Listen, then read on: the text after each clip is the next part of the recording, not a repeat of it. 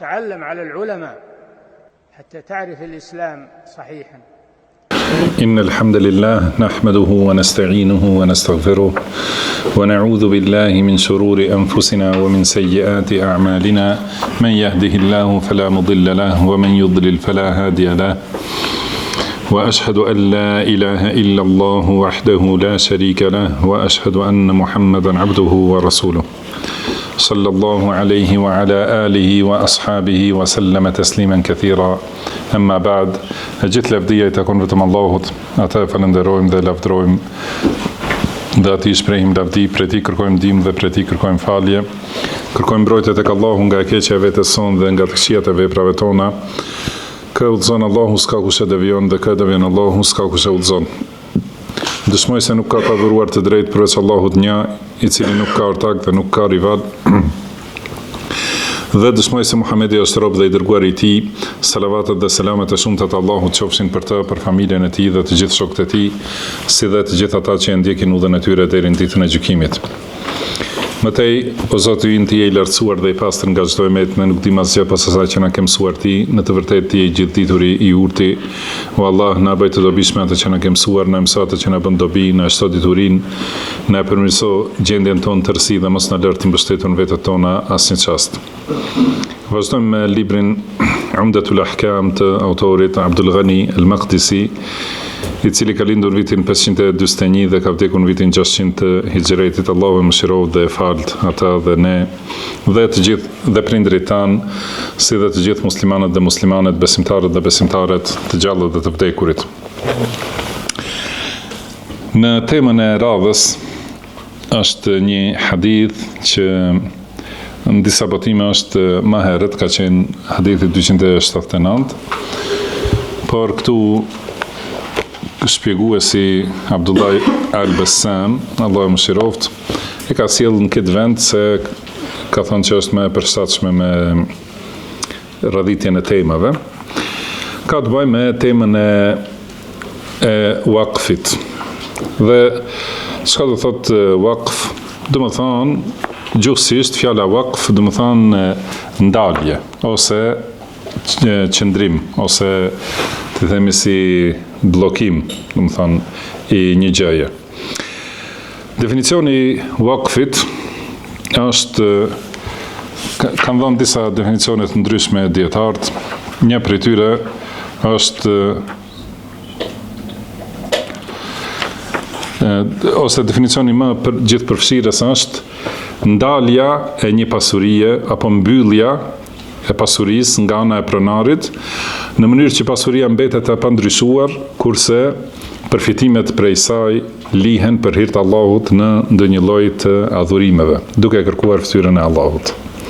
Të thotë, pra, mbyllje e pasurisë nga ana e pronarit. Pronari e mbyll një pasuri të vetën, dhe në mënyrë, do të thonë që kjo pasuri nuk ndryshon. Çka do të thonë nuk ndryshon?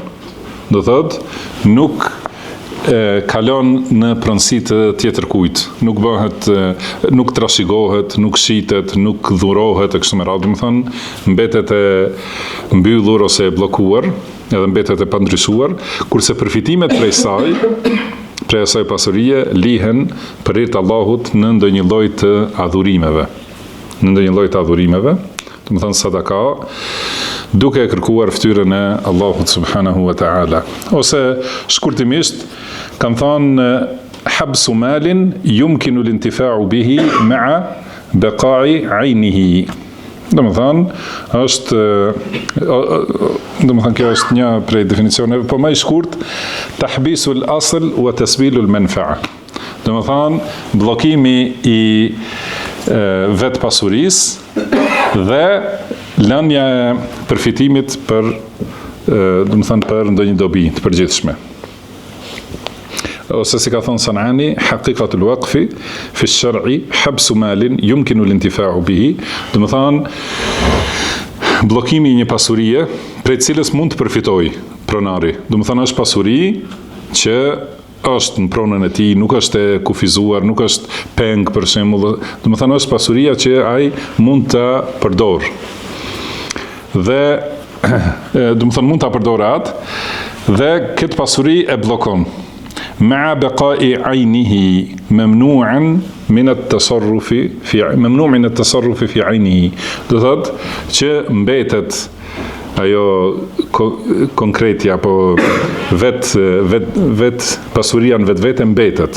Do të thonë dhe ndalohet të përdoret. Do të thonë të përdoret në mënyrë që të përdoret si pasuri që mund të shitet, blihet ose të dhurohet ose të trashëgohet. Do të thonë në këtë aspekt ndalohet përdorimi i saj. Wa tusrafu manafi'uhu fil birri. Kurse përfitimet prej pasurisë, do të thonë fitimin që e sjell pasuria, jepen për bamirësi, taqarruban ila Allahi azza wa jall. Do të thonë si afrim për te Allahu subhanahu wa ta'ala. Dhe kjo është, do të thonë, ky është waqfi ose ajo që njihet, do të thonë është shtrembu pak në gjuhën tonë, i thonë vakaf. Do të thonë vakafi është ky, do të thonë ky lloj pasurisë që lihet për përfitime të bamirësisë dhe jo që të trashëgohet ose të shitet. Dhe dispozita e waqfit në shariat është mustahab. Do të thonë është e pëlqyer, prej veprave të pëlqyera që njeriu të lërë një pasuri të blokuar për ndonjë dobi, për ndonjë mirësi ose bamirësi. Edhe kjo është e vërtetuar në sunet në hadithet shumëta. Do të thonë si është ka thënë pejgamberi sallallahu alaihi wasallam idha mata ibnu Adam inqata'a 'amaluhu illa min thalath. Do të thonë kur të vdes biri i Ademit i ndërpriten punët. Përveç në 3 raste dhe një prej atyre është sadaqatun jariyah. Do të thonë sadaka ose lëmosh që vazhdon, pra përfitimi prej saj. Argument për ligjshmërinë e waqfit është gjithashtu ixhmai i sahabeve, edhe jo vetëm i sahabeve, po do të thonë siç thuhet as-sadrul awwal, do të thonë gjeneratat e para ose fillimi i umetit, do të thonë sahabët dhe tabiinët e kështu, do të thonë parafrasisht në atë kohë kanë qenë unanim se waqfi është i ligjshëm dhe është prej normave të islamit. Se ka thënë Imam Shafiu rahimahullah, nuk e dim se ka thënë lem jahbis ahlul jahiliyah fima alimtuhu. Do të thënë në kohën e jahilietit nuk ka ekzistuar waqf. Do të thënë nuk ka ndodhur që njerëzit e jahilietit lënë një pasuri që të përdoret pas vdekjes së tyre për bamirësi. Dhe kjo është e qartë, sepse ata nuk kanë besuar në ringjallje. Edhe pasi nuk beson ringjallje, do të thonë nuk kanë pasur motiv që të lënë një pasuri që edhe pas vdekjes prej asaj pasurie të fitojnë shpërblime në ahiret. Wa innama habasa ahlul islam. Por kështu pasurit i kanë bloku, do të thonë njerëzit në islam, muslimanët. Edhe thot wa hadha isharatun ila annahu haqiqatun shar'iyya. Do të thonë kjo do të thotë se waqfi është një realitet shariatik. Do të thonë është i ligjshëm në islam. Dhe gjithashtu ka thënë Imam Tirmidhiu rahimahullah, nuk dim ndonjë prej sahabeve ose prej të hershmeve që të ketë kundërshtuar se për lejimin e waqfit ose lënien e tokës, do të thonë si waqf. Pra askush prej sahabeve ose prej tabiinëve nuk ka kundërshtuar. Përveç ajo që është transmetuar nga Shuraih al-Qadi, që është prej tabiinëve, do të thonë është transmetuar prej tij se nuk e ka lejuar. Kështu, do të thëmë përgjithësi, prandaj do të flasim për ihtilafin e dietarëve më vonë. Do të thëmë do ta dimë se të gjithë dietarët janë të mendimit se waqfi është i ligjshëm. Do të thënë është i ligjshëm të lihet, edhe pas i lihet është obligim që të zbatohet ose të punohet sipas asaj që e ka lënë pronari. Përveç Ebu Hanifes rahimahullah, i cili ka thënë nuk është i ligjshëm waqfi dhe nuk është i domosdoshëm. Do të thonë pasi të ketë thënë dikush që kitë pasuri e lë wakf pas vdekje, do të thënë wakfi në realitet, pra me që ndodhi kjo rëshqitje, do të dihet dallimi mes wakf dhe testament. Testamenti është kur dikush lë një pasuri, do të thënë porosit që pas vdekjes tij të përdoret në një mënyrë të caktuar. Kjo është testament. Kurse wakf është e lë pasurinë kur është gjallë, që ajo vazhdon përgjithmonë, do të thënë, edhe sa është gjallë edhe pas vdekjes tij. Prandaj ka dallim, do të thënë. Testamenti është kemi fol më herët për testamentin, apo edhe është, do të thënë që nuk lejohet më shumë se 1/3. Dhe kurse tjetra pasuri, patjetër t'i takoj trashëgimtarëve. Kurse gjatë jetës, kur është njeriu gjallë, atëherë mund të lërë wakf sado ai. Pra testamenti është i kufizuar se nuk lejohet të dëmtohen trashëgimtarët. Kurse wakfi është i lejuar sepse vepron njeriu me pasurinë e tij në jetën e tij, çka do.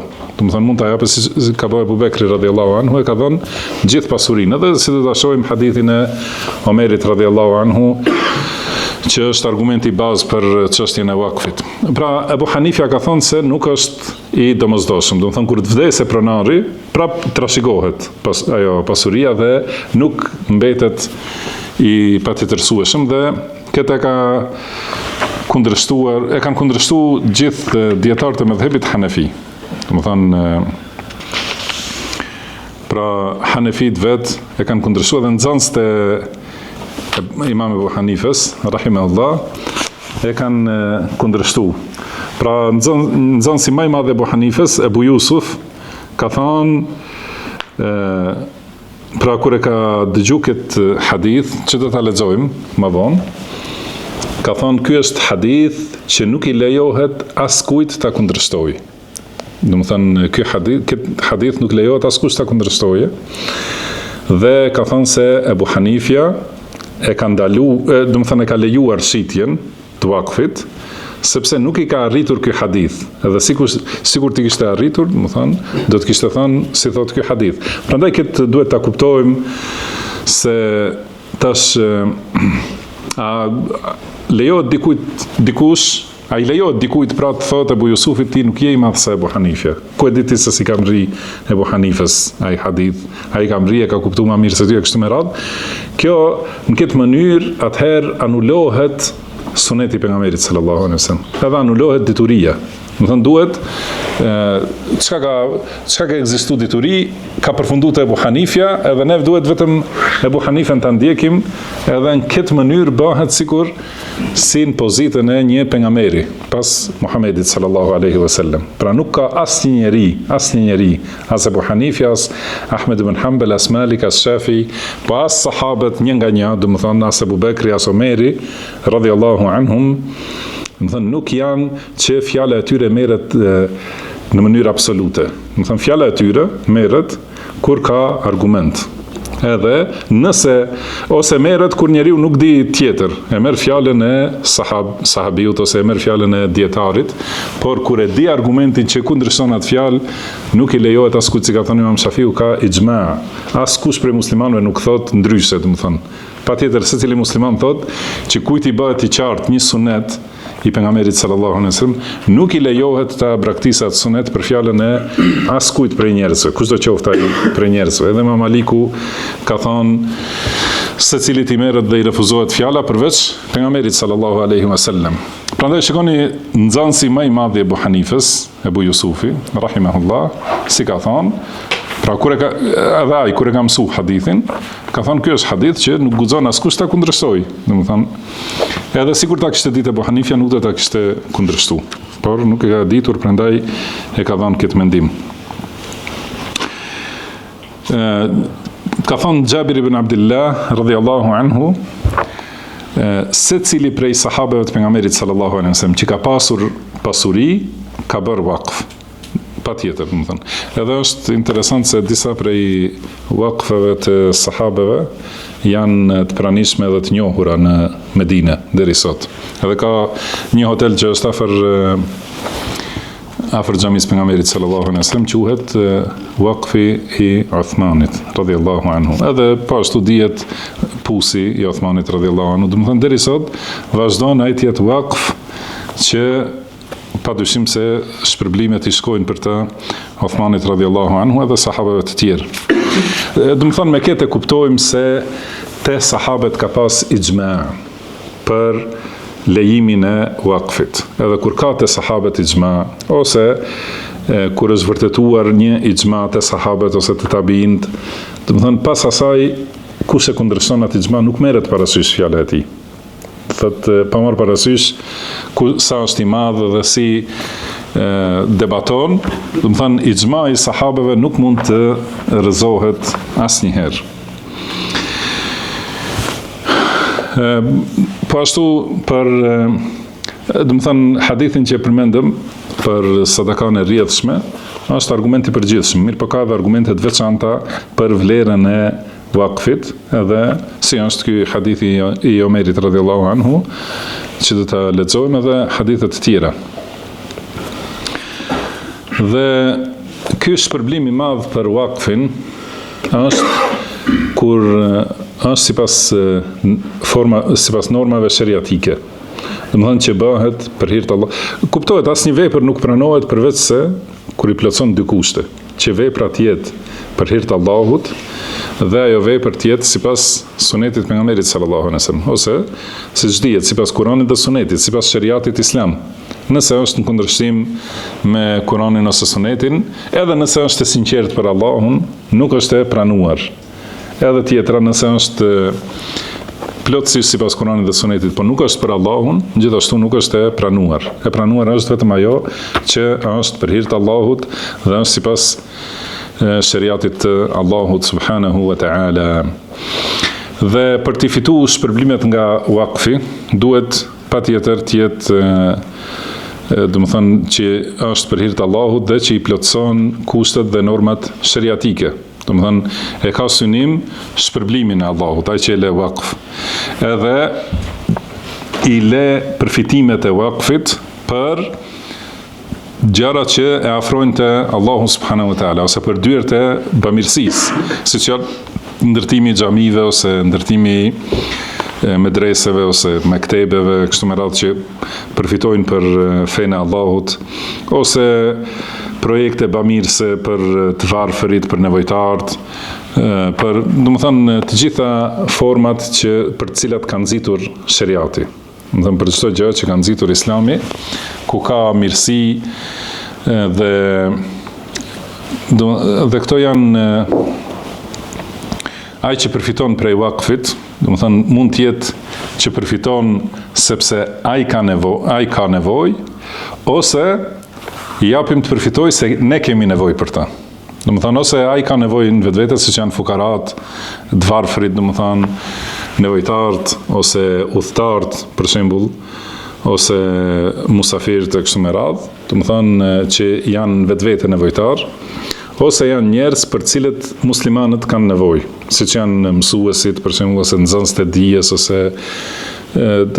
ose luftarët në rrugën e Allahut. Domethënë atyre mund t'i lihet diçka që është waqf, për shembull të lihet për mësimin e Kuranit, për hifdh, nëse kemi një mësues që një ose shumë mësues, domethënë, ose shkolla dhe institute për hifdh, për që njerëz, që fëmijët ose edhe të rriturit ta mësojnë Kuranin përmendsh, domethënë lihet waqf për ata, sepse ne kemi nevojë që ata të jenë të veçuar për këtë punë dhe mos angazhohen me punë të tjera, ose domethënë prej këtyre mënyrave të ngjashme, domethënë që i bëjnë dobi të gjithë muslimanëve.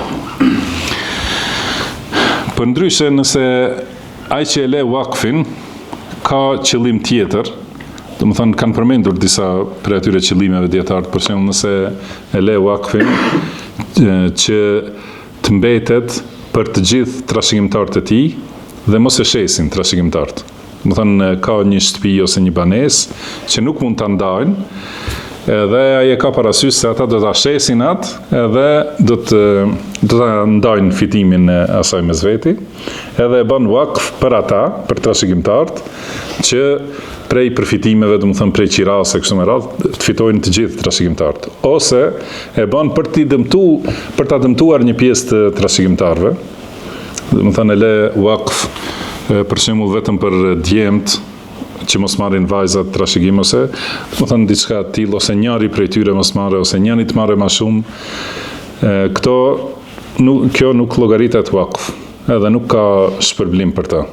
Dhe edhe më e dukshme se kjo është nëse e le wakfin për diçka që është haram. Domethënë nëse le një vakaf ose një fondacion, domethënë që me financu diçka që është ndaluar në shariat, atëherë nuk quhet wakf edhe nuk përfiton ai pronari pasurisë prej asaj.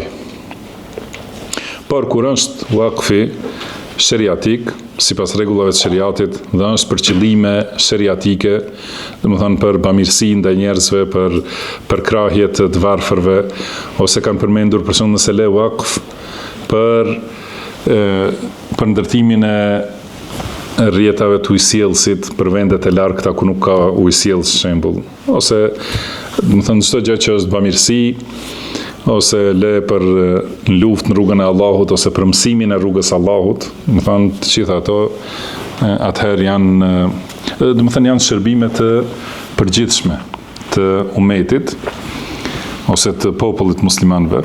Atëherë me këtë merr shpërbime të shumta dhe për të vlejnë rregullat e wakfit. Në këtë hadith që ka përmendur Imam Abdul Ghani al-Maqdisi rahimahullah, domethënë që këtu është hadithi 284, po tham disa botime 279. Sa është ti? A gjete? Unë nuk e di. An Abdullah ibn Umar radiyallahu anhuma qal: "Asaba Umaru ardan bi Khaybar, فأتى النبي صلى الله عليه وسلم يستأمره فيها." Domethënë Omeri radhiyallahu, pra transmeton Abdullah ibn Umar, djali i Omerit radhiyallahu anhuma, thotë se Omeri ka marr ose domethënë i ka rënë ose ka fituar një tokë në Khaybar. Dhe ka shkuar te pejgamberi sallallahu alaihi wasallam që të kërkojë, domethënë e ka kërkuar urdhrin e pejgamberit sallallahu alaihi wasallam. Edhe ka thënë: "Ja Rasulullah, inni asabtu ardan bi Khaybar, lam usib malan qattu huwa anfasu indi minhu." Domethënë ka thënë: "O i dërguari i Allahut, un kam fituar një tokë në Khaybar që asnjëherë nuk kam pasur ndonjë pasuri që ka qenë më e vlefshme për mua se kjo." Domethënë shumë pasuri e vlefshme. "Fama ta'muruni bihi", si më urdhron të veproj me ta. Shikoni, domethënë këtë pasuri, Omeri radhiyallahu anhu, që nuk ka pas pasuri më të vlefshme, tokë më të mirë, domethënë që jep shumë pasuri të shumta, domethënë ajo tokë, nuk kam pasur ndonjëherë kaq pasuri të mirë. Tani më tregon si të veproj që të fitoj më shumë te Allahu subhanahu wa taala. Jo, domethënë ta grabit për këtë dunja, ose të valot trashëgimtarëve, po cila është mënyra më e mirë që të fitoj shpërblimet e Allahu subhanahu wa taala. Edhe kjo është argument shumë i madh për rrugën e sahabëve. Këtë shohim shumë te sahabët që për vepra të mira e pyesin pejgamberin sallallahu alaihi wasallam. Jo nga vetja, domethënë me shpik. Pra kuptohet, e dini, sot si arsyetojnë bidatet, se kjo është vepër e mirë. Jo merr mendja aty nëse është vepër e mirë. Aty ka me vlut thon ka lexim të Kuranit, përmendje të Allahut, përmendje të pejgamberit sallallahu alaihi wasallam, pse mos ta bëjmë? Kurse kjo është edhe më e qartë, ai ka pasuri, do të japë sadaka. Domethënë është në mendjet tona që janë më të mangëta, është më e lehtë, domethënë vetëm me vendos. Mirë po, udhëzimi dhe mençuria e plotë është që e kanë pyetur pejgamberin sallallahu alaihi wasallam. Dhe për këtë shkak gjithmonë njeriu duhet ta mësoj librin e Allahut, sunetin e pejgamberit sallallahu alaihi wasallam, jetën, sirën edhe hadithet e pejgamberit sallallahu alaihi wasallam, që të di cila është mënyra më e mirë, edhe për çështjet e jetesës në këtë dunja, edhe në veçanti për mënyrat e afrimit te Allahu subhanahu wa taala. Pra nuk ka vepru vetë, por është konsultu me më të dishmin e njerëzimit, me pejgamberin sallallahu alaihi wasallam. Edhe i ka thonë, pra e kam këtë pasuri që është më e mira që e kam posedu ndonjëherë në jetë, pra tregom fema ta'muruni bihi, si më urdhron të veproj. I ka thonë pejgamberi sallallahu alaihi wasallam, in shi'ta habasta aslaha wa tasaddaqta biha. Do të thonë nëse do, mund ta bllokosh atë, do të thonë ta lësh waqf, edhe ta japsh sadaka fitimin prej saj. Do të thonë toka të mbetet më e pa lëvizshme, pra mos lëvize pronësia e saj te dikush tjetër, kurse çka fiton prej saj ta japësh sadaka. Thot fa tasaddaqa biha Umar. Pra Omeri radhiyallahu anhu e ka dhënë këtë sadaka, ghayra annahu la yuba'u asluha wala yurath. Mirë po, vetë toka, esenca, do të thonë e kësaj që e ka pasur, nuk shitet dhe nuk trashëgohet. Do të thonë kjo është waqfi. Pra kjo tokë mbetet përgjithmonë sadaka për Allahun dhe fitimi prej saj jepet sadaka, kurse vetë toka nuk jepet. Do të thonë toka nuk jepet edhe nuk trashëgohet dhe nuk shitet. Thot fatasaddaqa biha Umaru fil fuqara. Do të thonë këtë fitimin e kësaj Omeri e ka dhënë për të varfrit, wa fil qurba, për të afërmit, do të thonë me siguri është për qëllim familja e pejgamberit sallallahu alaihi wasallam, wa fil riqab, edhe për lirimin e robërve, wa fi sabilillah, edhe në rrugt të Allahut, do të thonë për në luftë në rrugt të Allahut, wa ibn sabil, edhe për udhëtarët, wa daif, dhe për musafirët, që ka pas mundësi të vi dikush në Khajber, do të thonë që të ketë prej ku të furnizohet për të ngranë, edhe ndoshta edhe për banim. Edhe ka thonë, la gjunaha ala men waliyaha an ya'kula minha bil ma'ruf. Edhe nuk ka problem që ai i cili kujdeset për të haj prej saj, do të thonë sipas asaj që është e njohur. Au yut'ima sadiqan, ose të japë një do të thonë një shoku, ghayra mutamawwilin fihi, do të thonë jo për të fituar pasuri, jo për të pasuru, ose në tjetër transmetim ghayra mutaathil, do të thonë jo për të mbledh pasurinë mbi atë që e ka. Pra kjo pjesa e fundit do të thonë se ai që kujdeset për waqfin mund të furnizohet nga vet waqfi për ato që ka nevojë. Edhe siç dihet, do të thonë ata që punojnë për grumbullimin dhe ndarjen e zakatit e marrin rrogën e tyre nga zakati. Edhe ata që do të thonë edhe ai që kujdeset për pasurinë e jetimit, është në Kur'an, do të thonë nëse ka nevojë do të hajë nga pasuria e jetimit. Do të thonë kujdeset për të, edhe mundohet ta shumoj dhe ta zgjeroj pasurinë e jetimit dhe ushqehet prej asaj pasurie, nëse është i varfër. Nëse është, ka thënë Allahu, wa in kana ghaniyan falyasta'fif. Nëse është i pasur, atëherë mos marrë. Do të thonë nëse është ka pasuri të mjaftueshme, nuk lejohet të marrë nga pasuria e jetimit. Nëse është i varfër, lejohet të marrë për atë që është nevojë e tij. Do të thonë jo për të grumbulluar ose për ta mbledhur pasurinë, pra nuk lejohet në atë mënyrë nga pasuria e jetimit, edhe për të pasuria e waqfit. Ai njeri që do të jetë përgjegjës për waqfin, nëse është pasonik edhe ka mjaftueshëm, nuk i lejohet të marrë nga waqfi asnjë gjë.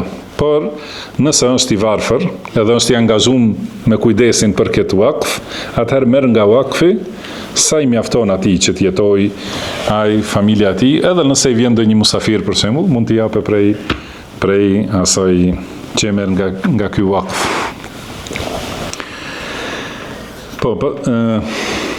Çka përfitohet nga ky hadith? Do të thonë që nga fillimi tani, do të thonë fillimisht nga ky hadith kuptojmë se waqfi është i ligjshëm. Edhe si tham, këtë mendim e kanë dietarët e fikut përveç Ebu Hanifes, sepse ai e ka mohu këtë, sepse nuk i ka arritur asnjë hadith për, do të thonë nuk ka ditur asnjë hadith për çështjen e waqfit. Pastaj gjithashtu dietarët kanë folë për formën me çfarë fjale lihet wakfi. Domethënë duhet thot si është arabisht waqaftu au awqaftu au habastu. Domethënë thot e lë wakf për shembull, ose e bllokoj këtë pasuri për fukarat për shembull, ose e bllokoj këtë pasuri për xhamin, ose kështu.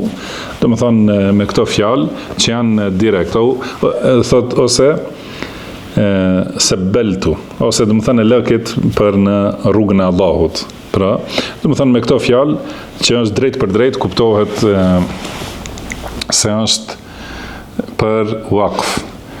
Mirë po ka edhe fjalë tjera që nuk janë të drejt për drejta, janë indirekte, sikur të saddaqtu, domethënë e jap sadaka, ose e bettu, ose e la, domethënë si sadakat përhershme. Domethënë nuk e përmendin tekstualisht fjalën wakf, po e kanë kuptimin e njëjtë. Tjetra çështje është se wakfi jepet me pasuri të patundshme, që janë tokë për të mbjellur, domethënë tokë bujqësore, ose tokë për banim. Domethënë ose ka aty që përdoret për mbjellje, ose që përdoret për ndërtim ajo tokë, ose është vetë ndërtesa, është e ndërtume. Domethënë këto janë pasuritë që lihen wakf.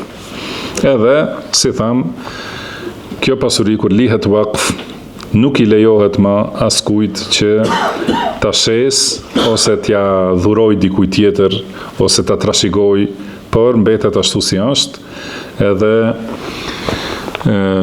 do më thënë, sigur për shembull, ka edhe wakf me vepër, thonë, përveç këtyre fjalëve që i përmendëm, edhe me vepër, nëse shembull dikush te shtëpia e vet, fillon ta thirrë ezanin, edhe mblidhen njerëzit edhe falen namazet aty, do të thonë se atë shtëpi e kalon si xhami. Do të thonë dhe xhamia nuk është ndryshe përveç se wakf. Do të thonë xhamia duhet patjetër të jetë wakf. Dhe në këtë mënyrë, do të thonë nëse njeriu fillon që ta përdoret shtëpinë e tij për xhami, për 5 kohë, se cilën kohë vinë njerëzit dhe falin namazin si që falet në për xhamia, do të thonë, kjo vepra tregon se e kalon shtëpinë e tij wakf. Gjithashtu, çështja tjetër, do të thonë, është se duhet të jetë wakfi duhet të jetë i caktuar, do të thonë për çka dedikohet. Përse është i dedikuar, do të thonë, duhet të jetë dedikimi i wakfit i përhershëm. Do të thënë jo për dikën që mund të mbarojë mas një kohe. Pra nuk ka wakf të përkohshëm, ka wakf të përhershëm. Për shembull mund ta lër wakfin për fukarat e muslimanëve, përgjithësi. Do të thënë pa kufizim. Ose thot e la wakf për nxënës të hadithit, për ata që mësojnë hadith, ose për ata që mësojnë Kuranin përmendës, ose të ngjashëm, do të thonë që është përgjithmonë. Por nuk bëhet për një grup të caktuar. Për shembull, me thonë e la për djemtë e filanit, pastaj kur të vdesin ata djemë, do të thonë nuk ka më, sepse wakfi nuk trashëgohet. Do të thonë nuk lejohet të jetë kështu wakf i përkohshëm. Por ka mundësi që të lihet wakf për një kohë të caktuar, për një dedikim, do të thonë caktuar, dhe pas mbarimit të atij të vazhdoj me dedikim tjetër. Do të thonë, sikur për shembull thotë, e la wakf për të zëmë për nxënës të kësaj shkolle, derisa të mbyllet shkolla, nëse është e ditur, edhe pasi të mbyllet shkolla, atëherë do të jetë për fukarat. Do të thonë, kështu me rëndësi është që wakfi të jetë për gjithmonë. Dhe jo i dedikuar për diçka që mbaron, por të jetë i dedikuar për diçka që nuk mbaron asnjëherë.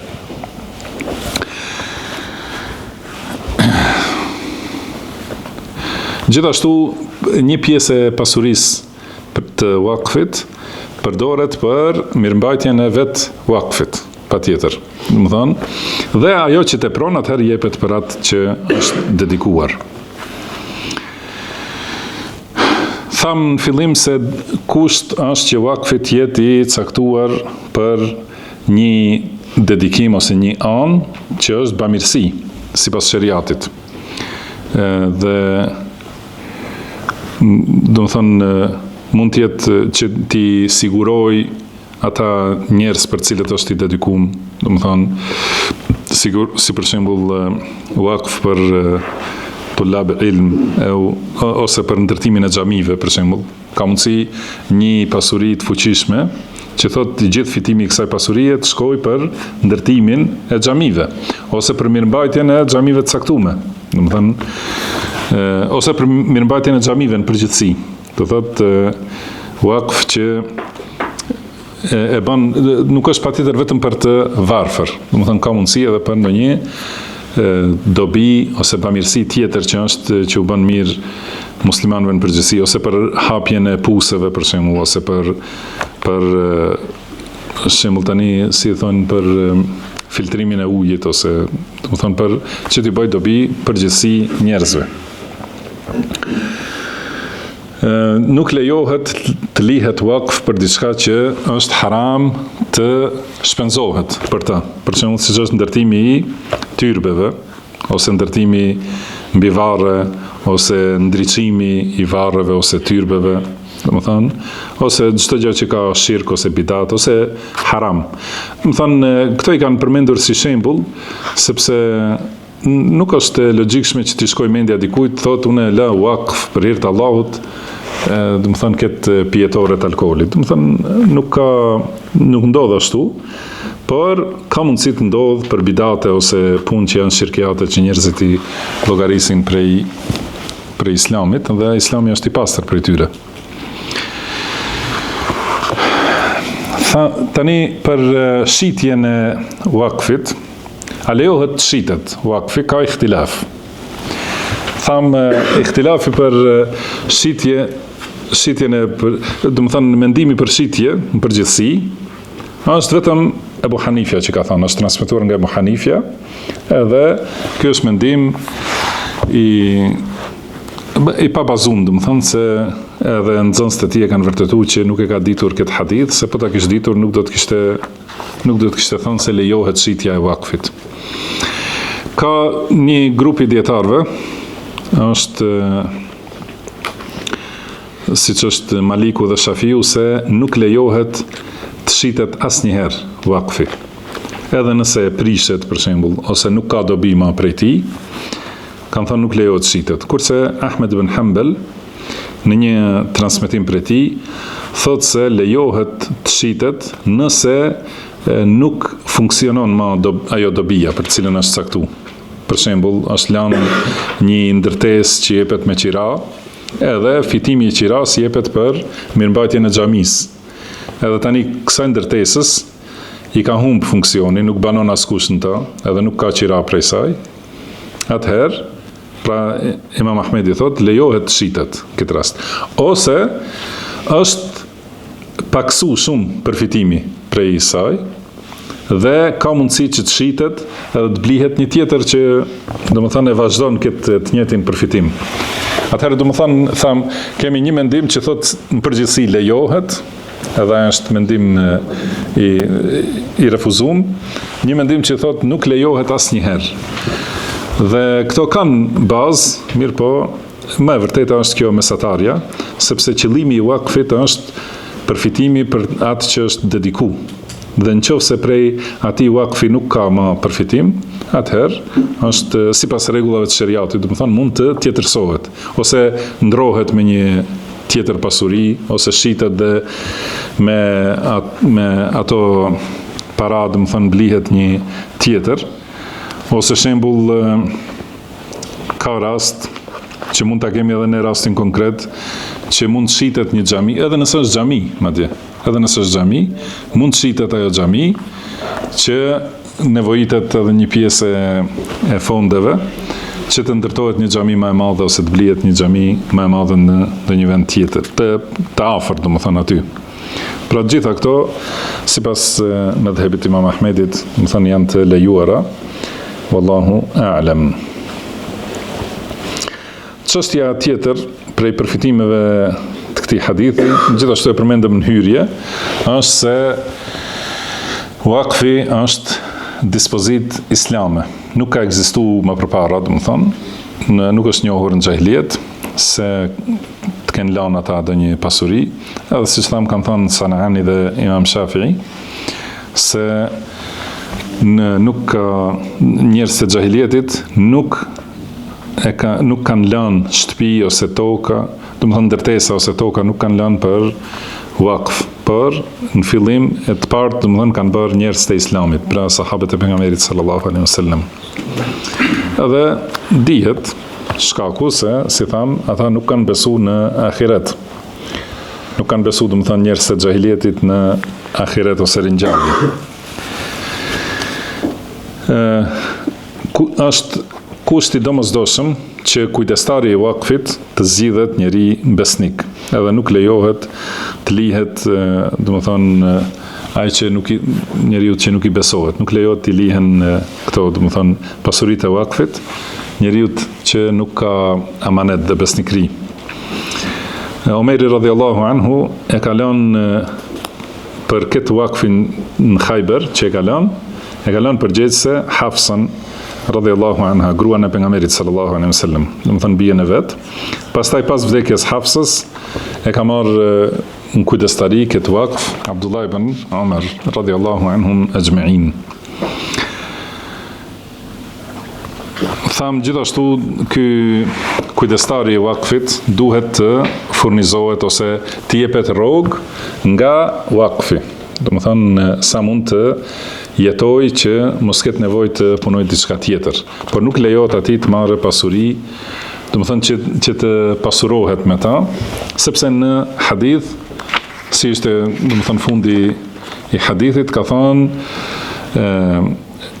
la junaha ala man waliyaha an ya'kula minha bil ma'ruf. Domethënë nuk ka problem ai që kujdeset për këtë wakf, që të haj prej tij sipas asaj që është e njohur, domethënë sa hahet edhe si shpenzohet, ghayra mutamawwilin fihi, por jo për të pasuru prej tij. Domethënë jo të marrë sa t'i kujtohet, domethënë që ta shtoj pasurinë e tij. Edhe kjo vlen edhe për, domethënë, ata që kujdesen për pasuritë tjera, vlen njësoj.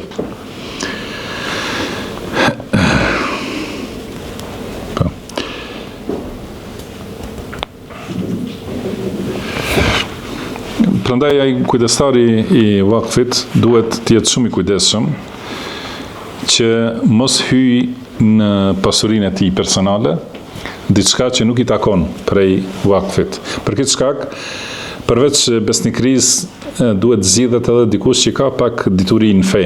Domethënë që ta di se deri ku janë kufit e Allahut edhe çka i lejohet të marrë edhe çka jo. Domethënë jo ta hape derën e marrjes prej atij wakfit pa ndonjë kufizim sheriatik, edhe gradualisht ndoshta ka njerëz që gradualisht edhe përvetësojnë krejtësisht edhe e llogaritin si pasurinë e vet. Ka këtu edhe një fjalë të Ibn Taymiyes që sqaron disa aspekte.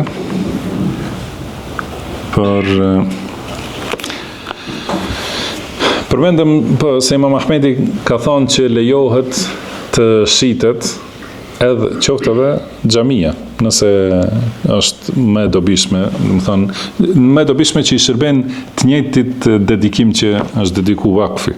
Jo me thonë, ka qenë kjo deri dje për xhami, tani është më e dobishme për fakultete, si thonë. Duhet për të njëjtën, nëse shtohet më shumë dobia. Edhe këtë e ka bërë Omeri radhiyallahu anhu kur ka qenë halife, është rëzu Bejtul Mal, domethënë në Kufe, pra vendi ku e kanë mbledh pasurinë e zakatit e kështu me radhë, arka e muslimanëve, është shemb.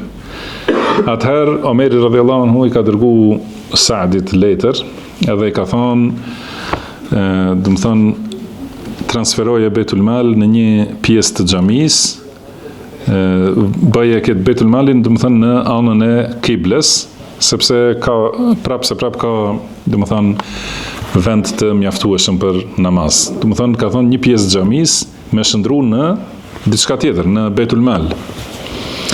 Edhe kjo ka ndodhur në kohën e sahabeve, ku ka pas shumë sahabe gjallë dhe askush nuk e ka kundërshtu, dhe kjo e ka dispozitën ose kuptimin si ixma. Edhe gjithashtu kanë marrë si argument edhe rastet tjera, për shembull nëse njeriu merr hedi, që është